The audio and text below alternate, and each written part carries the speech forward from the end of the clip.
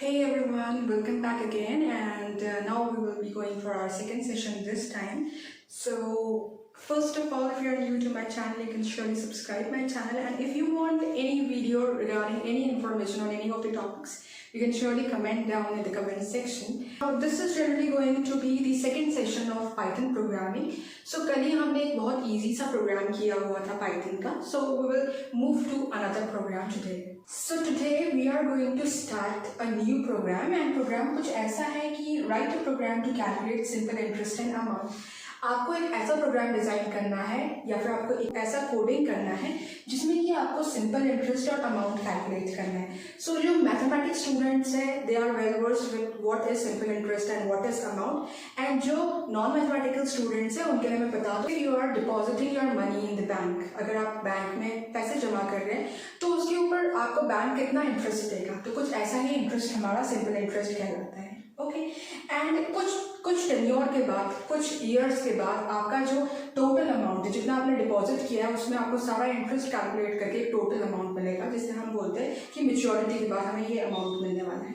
सो यहाँ पे अगर मैं प्रोग्राम की बात करूँ तो इस प्रोग्राम में मुझे दो चीज़ें फाइंड आउट करनी है. First one is the simple interest and second one is the amount. अगर मैं सिंपल इंटरेस्ट की बात करूँ तो सिंपल इंटरेस्ट का फॉर्मूला होता है SI equals to P into R into T upon 100, जहाँ पे P जो है वो प्रिंसिपल होता है, R is rate and T is time. Amount होता है P plus SI, that is principal plus the simple interest. ठीक है, अब बात आती है सबसे पहले क्वेश्चन, जैसे मैंने पहले बोला था, पहले आपको पता होना चाहिए आप कितने वेरिएबल्स यूज करने वाले हो. सो मुझे पता है सिंपल इंटरेस्ट कैलकुलेट करने के लिए मुझे प्रिंसिपल, रेट एंड टाइम चाहिए. It means I need 3 variables. Okay, वहीं पे जो मेरा आंसर आ रहा है सिंपल इंटरेस्ट में, then again I need 1 more variable. So total हमारे 4 वेरिएबल्स हो गए. नाउ जब मेरे पास सिंपल इंटरेस्ट आ जाएगा तो उसके बाद मुझे अमाउंट भी कैलकुलेट करना है.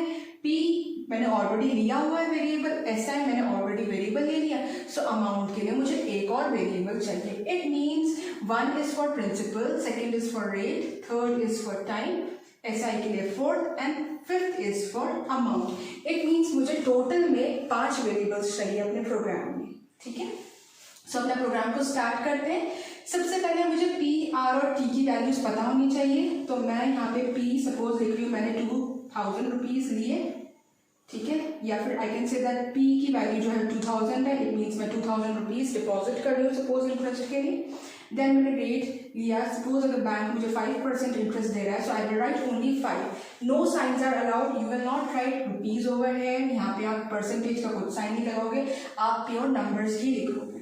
राइट, एंड टाइम सपोज मैं बोलती हूँ कि मैंने 2 ईयर्स के लिए अपना जो पैसा है वो डिपॉजिट किया. सो P, R, T तीनों मेरे पास आ चुके हैं.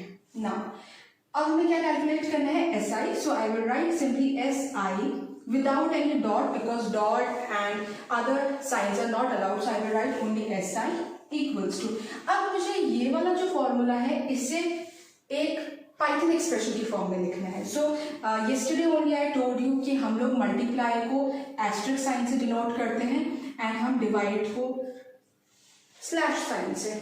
इसलिए मैंने 3 वेरिएबल्स में वैल्यू स्टोर कर लिया, P, R and T.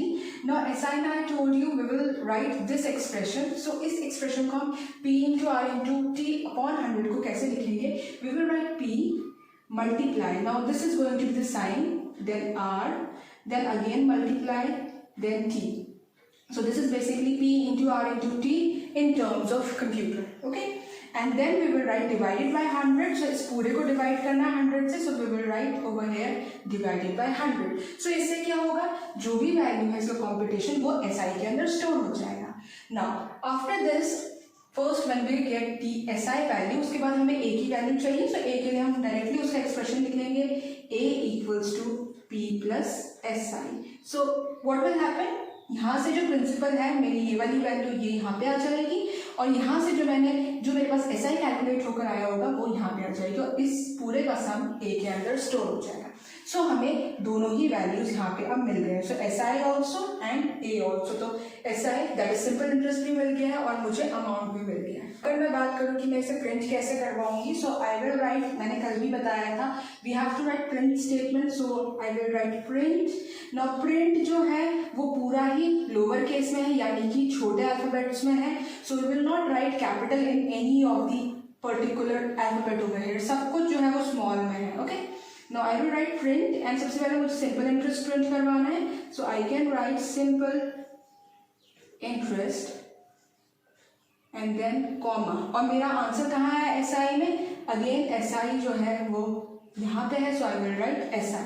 Now again next one is amount, so I will write print and amount is, and then I will write A. Now, one thing you have to make sure is, अगर आप अपना programme लिख रहे हो, अगर मैंने यहाँ पे P कैपिटल में लिखा है तो आप उसे हर जगह कैपिटल ही लिखोगे। अगर आपने R स्मॉल में लिखा है, लोअर केस में लिखा है, सो हम हर जगह उसे लोअर केस में ही यूज करेंगे, वरना हो सकता है कि आपके प्रोग्राम में एरर आ जाए। जो कैपिटल वाला अल्फाबेट होता है उसे हम अपर केस लेटर्स बोलते हैं, और जो स्मॉल वाले होते हैं अल्फाबेट्स उनको हम लोअर केस बोलते हैं। So whenever I use the term lower case and upper case, you must know that what actually they both mean. ठीक है, सो ये एक रूल है जो हम हमेशा फॉलो करेंगे अपने प्रोग्रामिंग में। Now so this was a basic program for calculating simple and interest and amount in Python. Now, अगर आप चाहते हो कि इस कोड को आप रन करके खुद देखो कि कैसे ये प्रोग्राम सही है या नहीं, सो आप डिस्क्रिप्शन में एक लिंक देख सकते हो। सो डिस्क्रिप्शन में जो लिंक है that is basically a Python online compiler. So आप वहाँ पे इस कोड को लिख सकते हो और वहाँ पे आउटपुट देख सकते हो कि आंसर क्या आएगा। So I hope this class was good and ये आपको समझ आया। That's all for today. Thank you very much.